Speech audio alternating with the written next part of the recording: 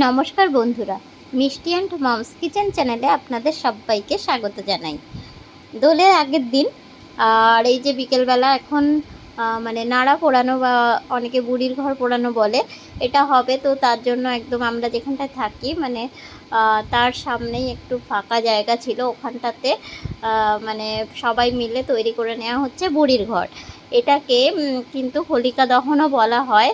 মানে পৌরাণিক মতে এটা হোলিকা রাক্ষসীর যেদিন প্রহ্লাদকে বাঁচানোর জন্য হোলিকা দহন করা হয়েছিল, তো সেই উপলক্ষেই কিন্তু হোলির আগের দিন মানে অশুভ শক্তির বিনাশ হিসাবে এই হোলিকা দহনটা করা হয়, বা এই নাড়ার ঘর বুড়ির ঘর যেটাই বলা হয় এটাকে পুরানো হয়। অনেকে এর মধ্যে ছোটো ছোটো পুতুল আলু দিয়ে দেয়, আমরাও কিন্তু এর মধ্যে আলু দিয়ে দিয়েছিলাম। আর দেখতেই পাচ্ছেন বেশ কিন্তু মানে যেহেতু শুকনো কলা পাতা ছিল, নারকেল পাতা ছিল, বেশ দাউ দাউ করে জ্বলছে। আর বাচ্চাদের তো মজা লাগছে, তার সাথে আমাদেরও সেই ছেলেবেলার দিনগুলো মনে পড়ে যাচ্ছে, খুব ভালো লাগছে। দেখতেই পাচ্ছেন যে চারিপাশে বেশ কিছু জন আমরা আছি কাছাকাছি যাদের বাড়ি। তো এখানে অনেক দিদির দাদারা, বৌদিরা, লিমন, আমি সবাই আছি এখানটায়। তো লিমনও খুব ভালো লাগলো। লিমন আগের বছরে ফার্স্ট এই যে হোলিকা দহন বা নাড়া পোড়ানো দেখেছিল, আর এবার সেকেন্ড টাইম। তো এই ভিডিওটা আপনারা দেখতে থাকুন, কেমন লাগলো অবশ্যই কিন্তু কমেন্ট করে জানাবেন। আর আপনারাও নিশ্চয়ই দোলের আগের দিন এইভাবে নাড়া পুড়িয়েছেন, সেটাও কিন্তু আমাকে জানাবেন। এছাড়া আজকে সন্ধ্যেবেলা এই হোলিকা দহনের পরে আমরা কিন্তু বা নাড়া পোড়ানো বা বুড়ির ঘর যেটাই বলুন আপনারা, এটা মানে পোড়ানোর পরে মানে পাশাপাশি কিন্তু যা নারকেল পাতা টাতা ছিল যতক্ষণ জ্বালানো যায় এরকম দেয়া হচ্ছিল। তারপর অনেকক্ষণ জ্বললো, ভালোই লাগলো বেশ। তারপরে আলু কাবলির একটা রেসিপি বাড়িতে বানিয়ে নেওয়া হয়েছিল। এটা আমাদের মৌদি মানে আমার দিদিভাই হয়, তো সেই মৌদি এটা বানিয়েছিল এবং বাড়ির সবাই মিলে খাওয়া হয়ে যায়, জাস্ট অসাধারণ। তো খুব সংক্ষেপে আপনাদেরকে রেসিপিটা আজকে আমি শেয়ার করে দেব। আর আলু কাবলি, ফুচকা এগুলো আমরা খেতে সকলে ভালোবাসি, সেটা যদি বাড়িতে বানিয়ে নেওয়া যায় সেটা তো দারুণ ব্যাপার হয়। তো দেখতে থাকুন, রেসিপিটা অবশ্যই আপনাদের সাথে শেয়ার করব। তবে এটা দেখতে দেখতে আপনাদেরকে একটা কথা বলে দিই, আলুটা কিন্তু আমরা ছাড়িয়ে নিয়ে এটা একটু সেদ্ধ করে নিয়েছিলাম, এবং তারপরে এটা পিস করে নেওয়া হয়েছে। ছোলাটাও কিন্তু একটু হালকা সেদ্ধ করে নেওয়া হয়েছে।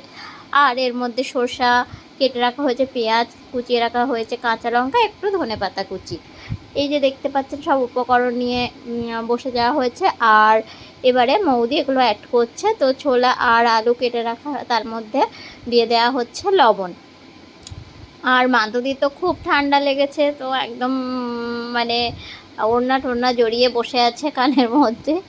তো এবারে এর মধ্যে দিয়ে দেওয়া হচ্ছে শসা কুচি, একে একে সব কিছুই দিয়ে দেওয়া হবে, মানে শসা, পেঁয়াজ, ধনেপাতা সবগুলোই কিন্তু এর মধ্যে অ্যাড করে দেওয়া হলো। আর এই যে বাটিতে দেখতে পাচ্ছেন, এখানে কিন্তু দুটো বাটিতে তেঁতুল মানে পাকা তেঁতুল, যেটা পুরানো তেঁতুল, ওটাকে গুলে রাখা আছে, তেঁতুল গোলা জল। বেশ অনেকটাই তেঁতুল দেওয়া হয়েছে, টকটক হয়েছে, যা অসাধারণ হয়েছে না খেতে, ভাবতেই পারছেন না। আমি এডিট করতে করতে তো আমার জিভে জল চলেই আসছে, আপনারা যারা দেখছেন আশা করি আপনাদেরও কিন্তু একই অবস্থা। তো আর এই যে প্লেটের মধ্যে যে মশলাটা দেখছেন, এটা হচ্ছে জিরে শুকনো খোলায় ভেজে এটা একদম ড্রাই রোস্ট করে রাখা আছে, একদম গুঁড়ো করে রাখা আছে। তো এটাকেও কিন্তু এর মধ্যে পুরোপুরি অ্যাড করে দেওয়া হলো। এবার সব কিছুকে খুব ভালো করে মিক্সড করতে হবে। তো আর চাইলে খুব সামান্য একটু চিনি অ্যাড করতে পারেন, কিন্তু আমরা এর মধ্যে কোনো চিনি অ্যাড করিনি। আর একটু টকটক ঝাল ঝাল হয়েছে, লঙ্কাগুলো একটু বেশ ঝাল ছিল, তো খেতে জাস্ট ফাটাফাটি। তো ভিডিওটা কেমন লাগলো আপনাদের অবশ্যই কমেন্ট করে জানাতে ভুলবেন না। আর আমার চ্যানেলে নতুন বন্ধু হলে চ্যানেলটিকে সাবস্ক্রাইব করে পাশে থাকার অনুরোধ রইল। তো আর পরের দিন ফিরে আসবো অবশ্যই হোলির ভিডিও নিয়ে, আপনারা কিন্তু দেখেও মিস করবেন না। আর অবশ্যই ভালো থাকবেন, ভালো করে দোল কাটাবেন। তো সবাইকে বেস্ট অফ লাক।